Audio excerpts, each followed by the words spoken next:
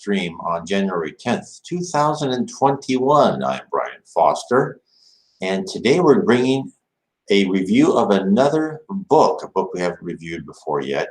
We're going to go through chapter by chapter. This is called Evolution in Two Worlds, psychographed by Chico Xavier, who's a great Brazilian medium, and Waldo Veira, another wonderful Brazilian medium.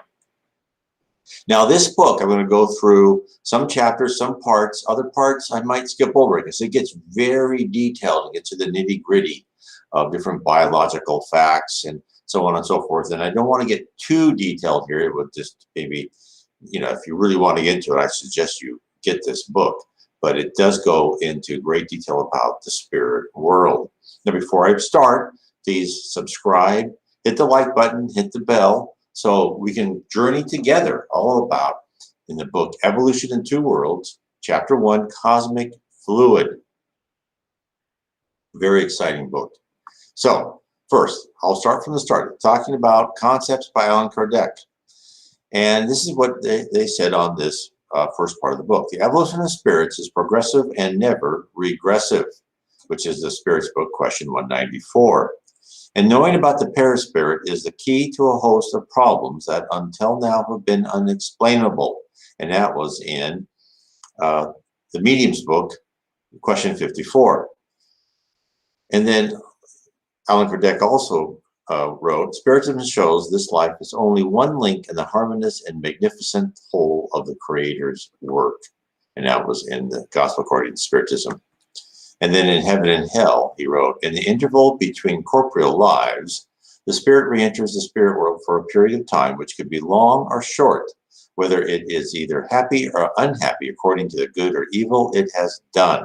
And that was in Allan Kardec's book, Heaven and Hell, part 1, chapter 1. And then lastly, in Genesis, Allan Kardec wrote, Spiritism and science complete each other. Science without Spiritism is completely unable to explain certain phenomena slowly by the means of laws of matter. Spiritism without science would lack support and control. So these are some of the reasons they wrote the book, to kind of to dive deeper into these science and Spiritism. With how does the spirit world work? What does it mean to us? So enjoy this journey.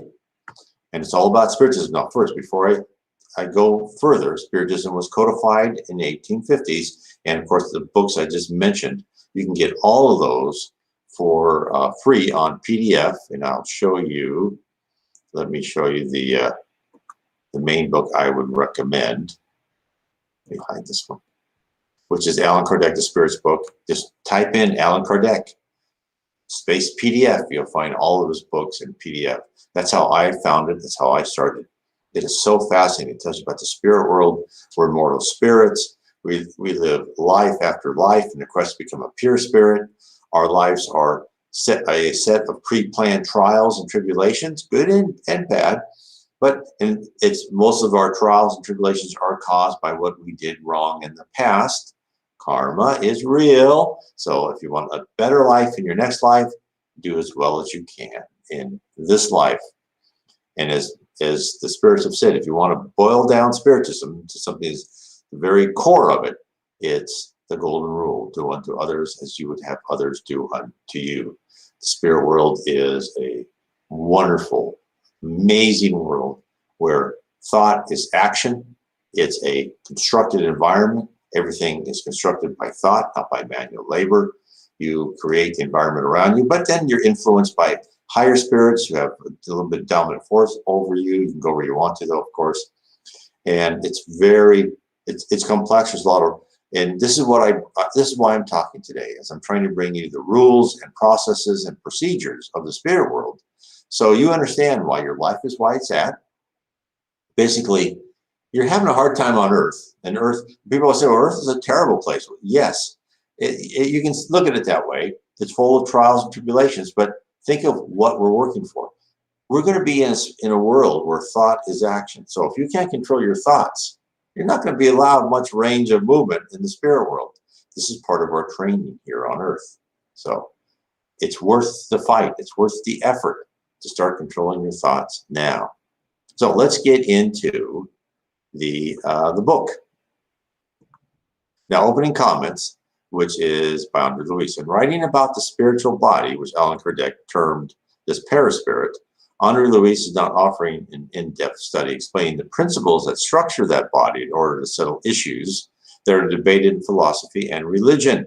Since the remotest times, humankind has recognized the perispirit existence as a subtle organism or pliable medium between spirit and the physical body. For the priests in Egypt, it was the Ka. In the evocation of the Sibyllus in Greece, it was the Eidolon. In the more recent past, Perispirit, I'm probably going to pronounce a lot of words wrong in here. I apologize in advance. Designated it as a sidereal body, and not too long ago it was called the Samode in Berduk's investigations. Andre Luis, however, seeks only to awaken in incarnates the idea of immortality, specifically emphasizing the perispirit as a living form of the human being per se, and which, under the command of the mind, presides over the dynamicism of the cellular cocoon in which the spirit, the traveler of eternity, remains for a little while on the earth while working on its own evolutionary progress, if not toiling hard on its regeneration.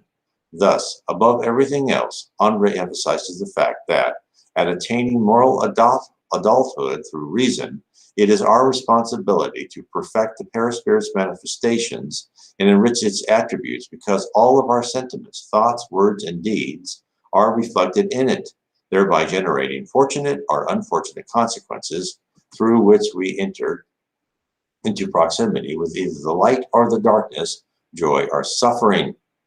In discussing the perispirit's evolution, our friend Andre Luis simply explains that human beings are not condemned to the dust of the earth, but that from the immobility of the grave, they are raised to triumphant activity, carrying with them the heaven or hell they have created within themselves. In other words, he hopes only to highlight the fact that the responsible spirit, reborn in the framework of the physical cells, is immersed in the flesh, like the image in the darkroom process in photography, collecting through its actions in the negative image state all the characteristics that will express its exact likeness in the chemical bath caused by death, from which it extracts from the sum of its experiences for its positive image, reproduction in the greater world, the spirit world.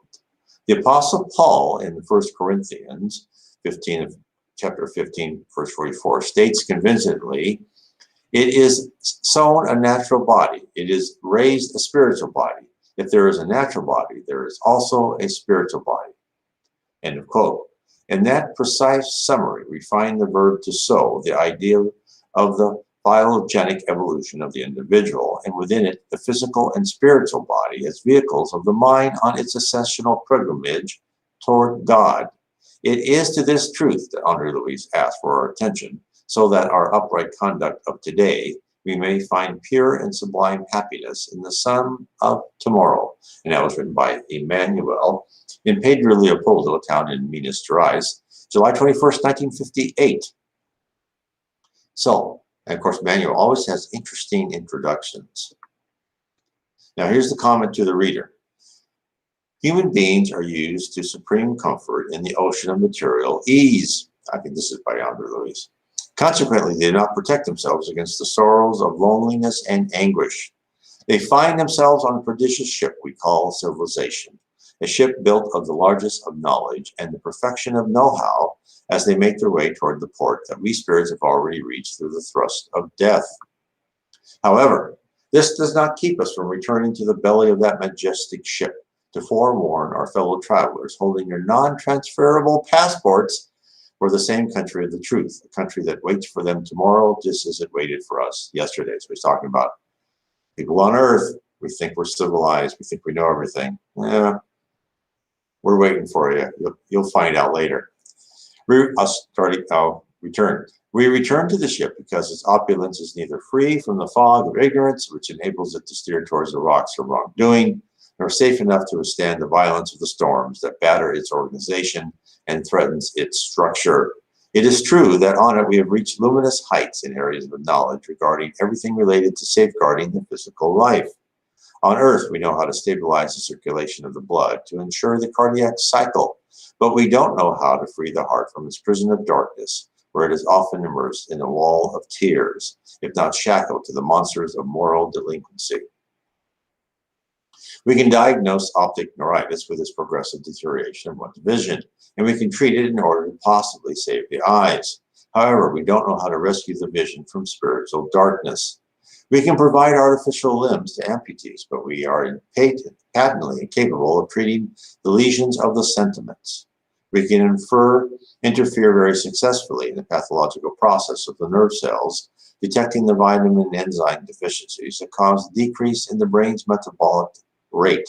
However, we are incapable of mitigating the spiritual syndromes of affliction and the desperation that exacerbates psychological problems and insanity. We know that congenital hydrocephalus results from the abnormal accumulation of the cerebrospinal fluid, causing dilation in the space it occupies in the brain. However, we cannot identify the fundamental cause that triggers it. Nevertheless, we have not come to converse with those who are comfortable with their lack of awareness. We have come to communicate with those who contemplate the horizon amid trouble and fatigue, tearfully asking about the end of the voyage. So what is he saying? He's saying, look, we know all these things about the physical body. This was in 1958. We know a lot more now. But there is all sorts of mental, spiritual illnesses and tragedies that are still out there. And this is what they're trying to explain. With our thoughts on them, the tormented in heart and mind, we have aspired to write a simple book on the evolution of the soul on the two planes, the physical and the spiritual, which are interconnected by the cradle and the grave, and where the pathway toward God is weaved. Notes in which the unpretentious discarnate doctor that I am, taking as a foundation of my observation the basic materials already attained by earthly science, materials sometimes collected from works of respectable scholars, might say something about the spiritual body, in whose subtle cells our own will instills the cause of our earthly destiny. Pages in which we could partner the old rigid concept of science, understandably armed against all statements, it cannot espouse through rigorous experimentation, and the consoling message of the gospel of Jesus Christ, of which contemporary Spiritism is the highest representative in today's world. A small collection of synthetic definitions regarding our immortal soul and light of the universe. However, we need broader means of communication for such an undertaking, which is why we've utilized two different mediums in two different places, two friends who accept the task of receiving the humble text that comprise our modest offering. He is using Chico, Xavier and Waldo Veira. And thus, dear reader, this book was born through communication by one brother to brothers and sisters who struggle and weep.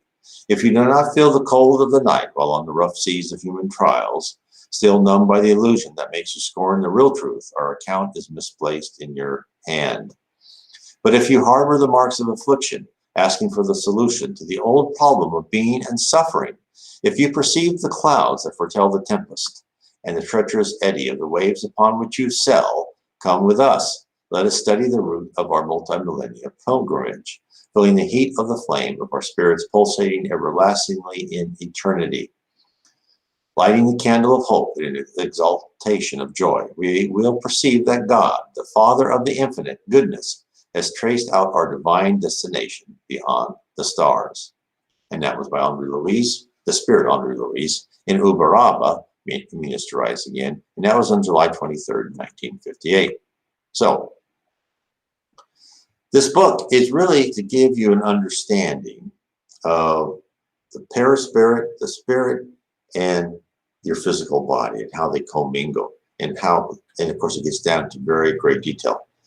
And let me begin. So now, first I'm going to talk, today I'm going to talk about chapter 1, the cosmic fluid, which they call it universal fluid, mostly. So, the divine plasma. The cosmic fluid is the divine plasma, the breath of the creator, or the neural force of the all-knowing. And this primordial element, constellation and suns, worlds and beings vibrate and exist like fish in the ocean. So let me expound on that one. Universal fluid is the basic building block of everything.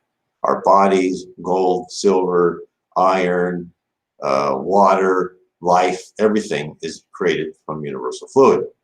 So let's talk like a metal. Certain metal, as you said, you would have vibration and density and different harmonies would create different atoms and molecules together, and you would create whatever you needed to create. Of course, now this is the amazing thing. Let me talk about the spirit universe for a second. This is not from this book, but I'll give you a background. So when you're in the spirit universe, you're in this logical construct with information all around. And yet we feel it has texture, right? We feel that when we die and we look at ourselves and go, well, a lot of people don't even know they're dead because they feel like, oh, I feel okay. And I'm here. And so our thoughts, because your perispirit creates the body that you think it should look like. That's why when you're in heaven, you have a tendency, if you died old, you look younger. If you die young, you may look older, 20s or 30s, however you feel comfortable. So if you look at, so this universal fluid, or they call cosmic fluid, is manipulated by thought. And so if you can look at the spirit universe as this dense data ball where we're in different states, and we actually are this spark of life. Let me bring up this picture, because this is picture's worth 1,000 words, as they say, as I'm reading this cosmic fluid, and you can see, there we go. Let me just show it this way. So if you look at the spirit, we're this logical construct.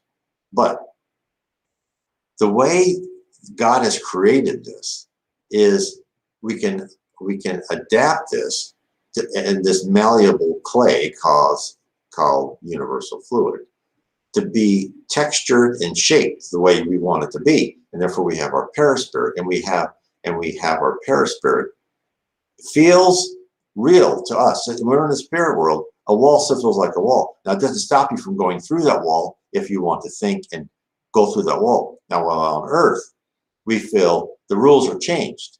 We're still a logical construct on Earth, yet the rules are, sorry, your mind cannot affect universal fluid.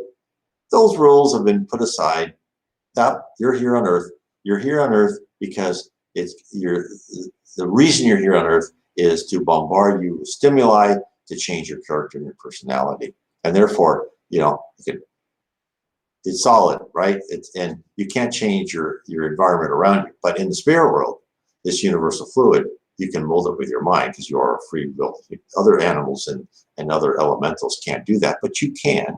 You are one of the chosen, going through and being trained to have great power in molding universal fluid.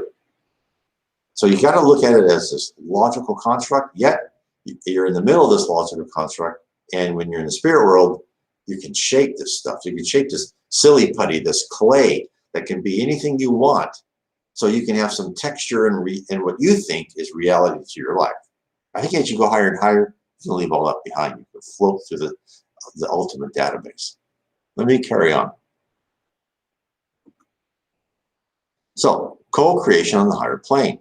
Within the original substance of the influx of the Supreme Lord himself, the divine intelligence connected to him work together in a process of unfathomable communion.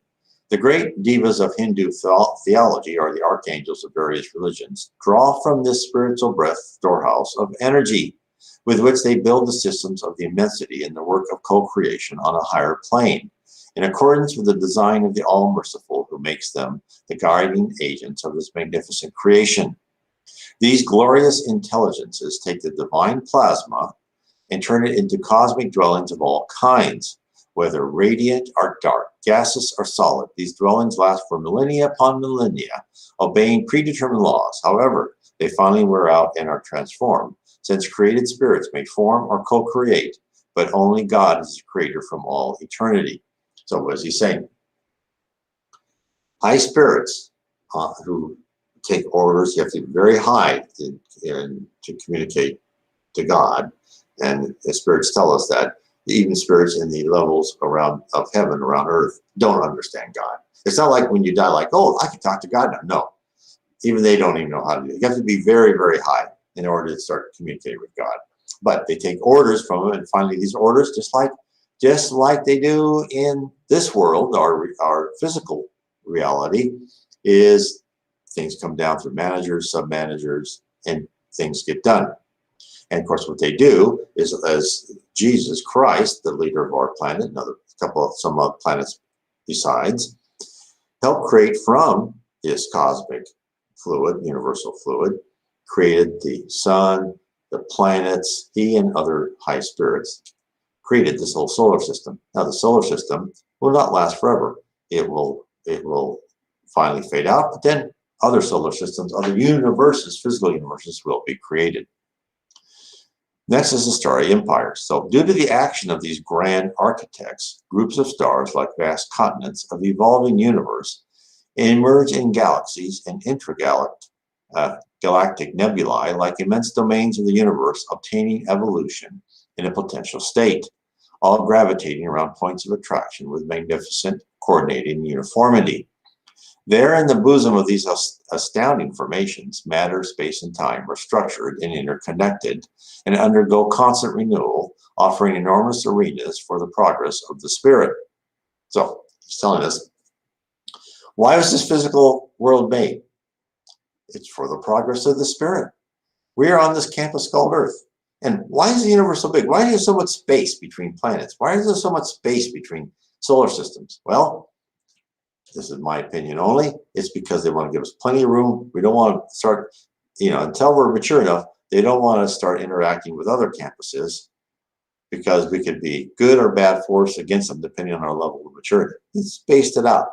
Now, we could all exist within this huge database, but into our logical minds, to our physical bodies, this is vast space. Now, he also says we have time here. In the spirit world, there's no time. Why do we have time? Well, I believe that time is meant here to keep us going from class to class to class, to keep us going. Time is here to move us forward, even if we don't want to move forward. We don't want to grow old.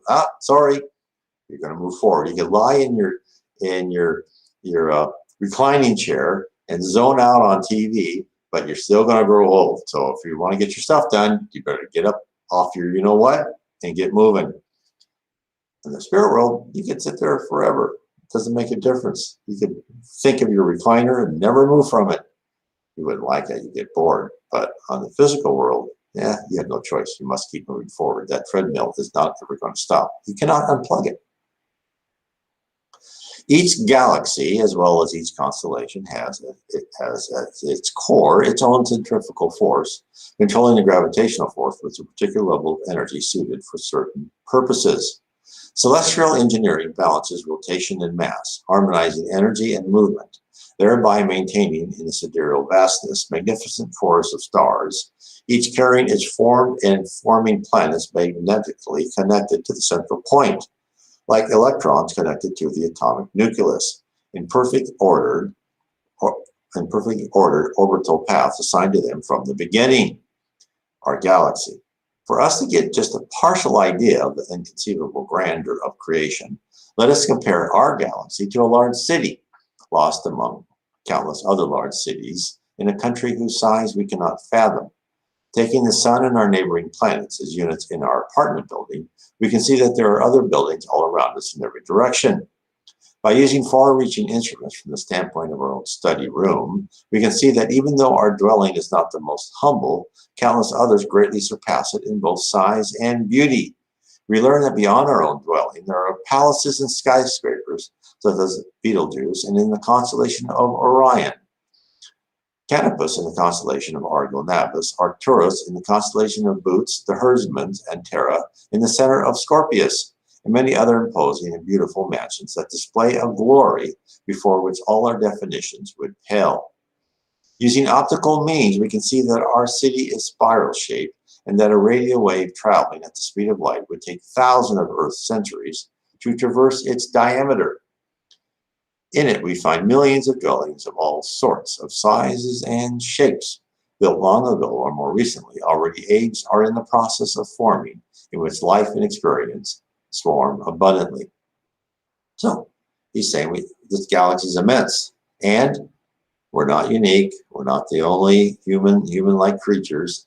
The galaxy is full of human-like creatures. It's kind of some intelligent free will creatures get pretty far out there in their density and their configuration.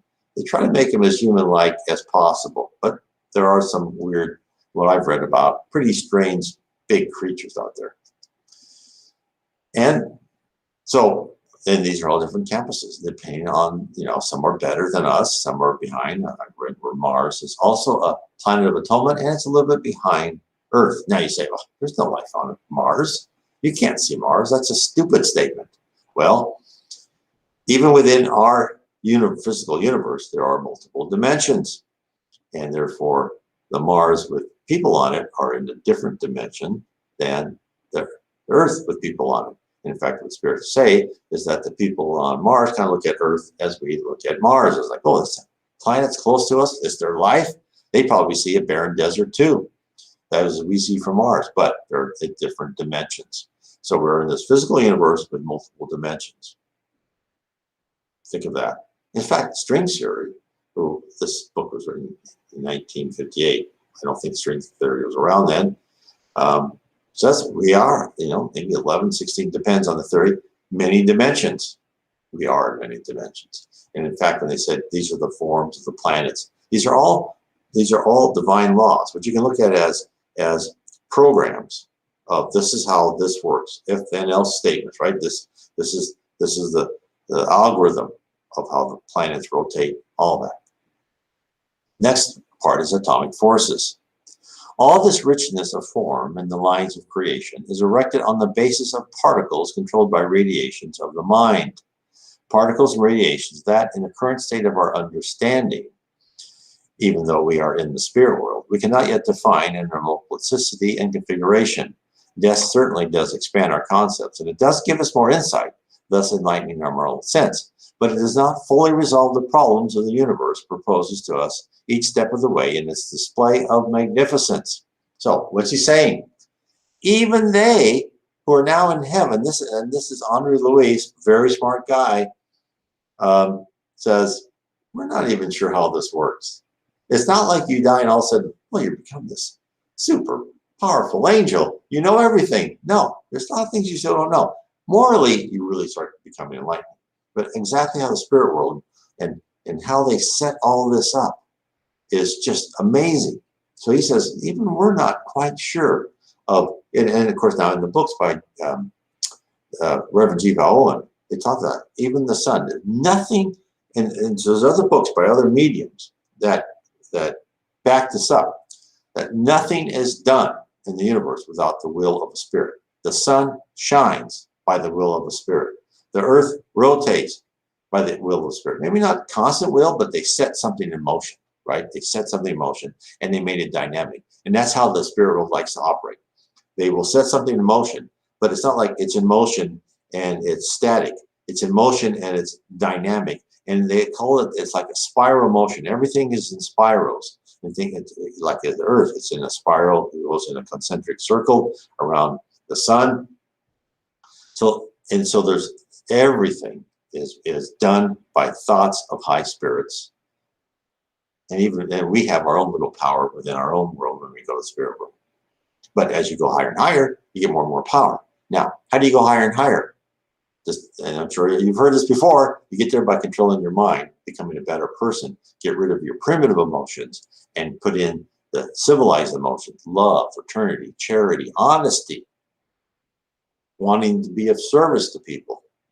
Then you'll be given more and more responsibility as you educate yourself. That's why we're going through hard trials here. This is basic boot camp here. We carry on. Under the guidance of superior intelligences, atoms congregate in immense hives, and under the spirituality-directed pressure of electric magnetic waves, the spatial interatomic areas are reduced in a controlled manner without loss of movement so as to be transformed into the condensed nuclear mass from which planets are sculptured, and in whose bosom the celestial monads will find a suitable cradle for their development, concentrated for eons to the spirit's evolution, such worlds serve the purposes for which they are intended, until through systematic overpressure, they undergo atomic collapse and become dead heavenly bodies. These dead spheres, however, will receive new directives from the divine agents who preside over the disintegration of surface materials, allowing the compressed elements to be liberated through a controlled explosion. This results in a new supply of particles for the reconstruction of other celestial dwellings, in which God's work is expanded and perpetuated in its creative glory. So the earth, the sun will burn out. The earth will go into this dark mass. The sun will explode. It will put dust, right? Most of the solar system. That will all be reused. And it goes through what we've been told in other books, especially by the Reverend Chico, is that you can't think of time.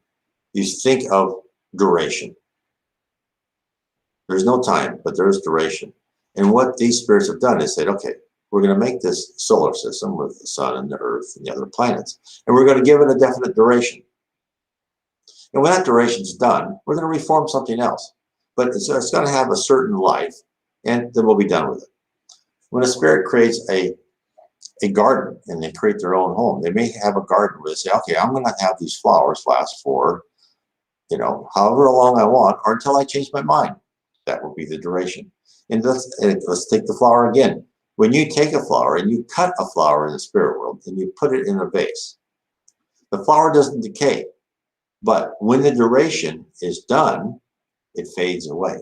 It must have some rule programmed into its logical structure, that if that flower is cut from its stem, it lasts for X cycles. That's how it works. And the faster you can understand it, the faster you can understand how logical, loving, and marvelous the spirit world is, the more you can refashion your life here on earth. Okay, let's go to light and heat. The worlds are arenas for the development of the soul, with their diverse bands of matter and varied vibrational manifestations, and still under the influence of their spirit guardians, are sustained by light and heat radiations, not to mention other types of forces that are propelled from cosmic space onto the earth in human beings, ensuring their stability and existence. Thus, we have light and heat, which are theoretically classified among the radiations born from atoms supplied with energy. It is these atoms that, in an excited state, emit electromagnetic waves. So, however, despite addressing the realities of the matter with relative sureness by defining the atomic nature of heat and light, and despite the knowledge that other electromagnetic waves, unsuspected by us, occur in the vastness of the universe below the infrared and above the ultraviolet range, completely outside the scope of our senses, we must humbly confess that we do not yet know, especially regarding the development of light, what force causes the intelligence vibration of atoms, compelling them to produce radiations capable of launching waves into a universe at a speed of 1,000 kilometers per second. Nevertheless, we chose to recognize everywhere the divine breath of the Creator, making it our duty to study and to continue our progress in our understanding. So, he says, yeah, there's atomic energy there from the sun. Light journeys to the earth, right? And of course, and we've been told by the books of the Reverend Chico, is that this is all, string theory actually kind of hints at a lot of this. In fact, string theory was hinted in the book of Genesis, not the book of Genesis in the Bible, but the book Genesis by Allan Kardec, published in the 1850s, where everything, there's no vacuum. It's all alive. Everything's alive, which makes sense. If you look at this logical construct, and there's data packed, there's no space, but there are rules which may appear to be space, and there are rules of how universal fluid is used and perceived by our physical body that makes it appear so. That's why you always have to think of the spirit world and our physical world kind of two different ways. Because first of all, our minds kind of have to have this physicality to it. But in the back of your mind, think of masses of information, and that somehow I don't know how. Somehow, through our own thought processes when we're in the spirit world, we can create through some sort of universal clay, right? This, this Play-Doh of the spirit world. We create what we want to create, just like little kids do. And you got to think of it 2 different levels. And so sometimes I might describe one, sometimes the other, but I'll always try to kind of relate it both. But I don't want to be too boring on that. So co-creation on a lesser plane. On a similar foundation, human intelligences, much like ourselves, use the same cosmic fluid, which is in constant circulation in the universe. Again, that's universal fluid. For co-creation on the lesser plane, by assimilating the particles of matter with the spiritual energy that is proper to them, thereby forming the psychosomatic vehicle in which they express themselves, are minting the civilizations that make up the world of incarnate and discarnate humankind. According to the same parameters, they also shape the places darkened by infernal purgation caused by imbalance or criminal minds. So he's saying he's created the earth, physical plane, the heavens. There's different bands of heavens around the earth. Also created the lower zone, which is also called in brown Portuguese, where spirits were more material and go to after they die. And also then the dark abyss, which is under the core, under the surface of the earth, which is kind of a type of purgatory. Nothing's forever. When you change your character and your personality, you rise. In the lower realms, which serve as agglutinations of short duration in the microcosm where they dwell temporarily, under the same principle of mental control with which the higher intelligences mold macrocosmic edifices that defy the passage of the millennia. Thus, we must point out that in essence, all matter is energy that has become visible, and that originally all energy is divine force, which we use to intersperse our own purposes among the purposes of creation, whose laws preserve us and honor the good we practice, constraining us to transform the evil we do into good we should do, because the good of all is eternal principle. We must further point out that cosmic fluid, or divine plasma, is the force in which we live amid the varied facets of nature, and the reason why it has been stated, and rightly so, that in God we move and exist. So, what has he said in this chapter? And it's very interesting. And first, let me show this. So this is a lot in the spirits and spirit universes, how the spirits are, right? What is the spirit universe like? Which is in book 2. So basically everything is molded with universal fluid, created by orders from God, carried out by high spirit lords. And then we are on this earth. We are young kindergartner, whatever level you want to think we are, spirits. We're going through training, we've gone through eons of being primitive organisms, right? As we learn to fashion and to control our paraspiritual body, to control our whatever number of cells we had, we finally graduated to the point where we were given free will. Now, all the things we learn to survive in the physical world as we are more primitive, right? Not to mention just animals or just primitive humans, which selfishness and hoarding and killing and getting what you want did us really well, right? We survived. Now we have to go to the next level. And now it's time to take out those primitive urges, which helped us.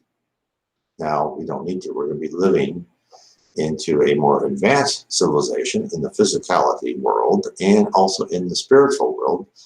And now you can say, well, why do we have to be so primitive and try out so kind of not good people? It's a good question.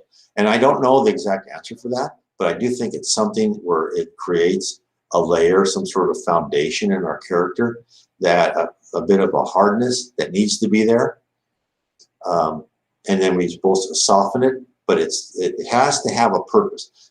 Everything God does has a purpose. We may not understand that purpose. Just like people say, well, why is the world so cruel? Well, that I'm beginning to understand, because we live on a planet of atonement and people are going through trials and tribulations. And it seems cruel to us, but actually it's educational.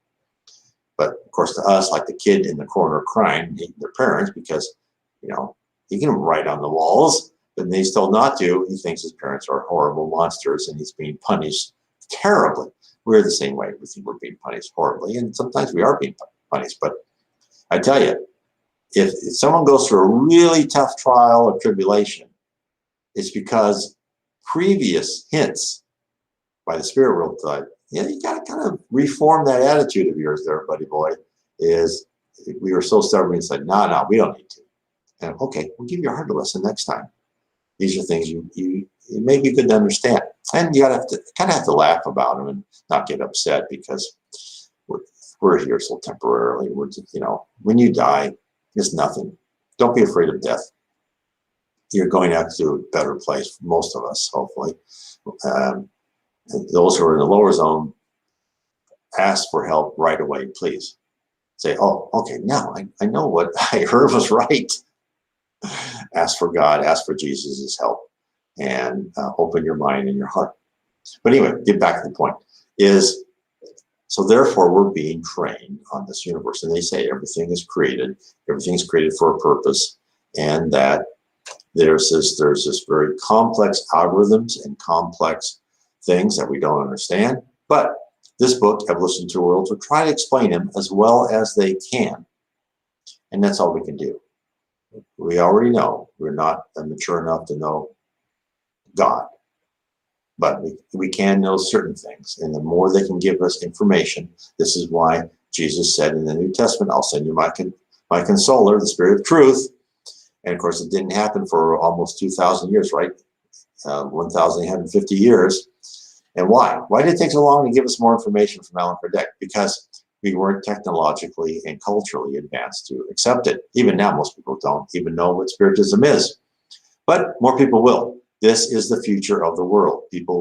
Spiritism will not replace religions, but it will give the structure of the doctrine of Spiritism. So other religions will say, yes, there is reincarnation. Of course, some already do know that, Buddhism. And karma is real, and they'll give these central tenets, and within their original religion, they may modify a bit, whatever makes people happy.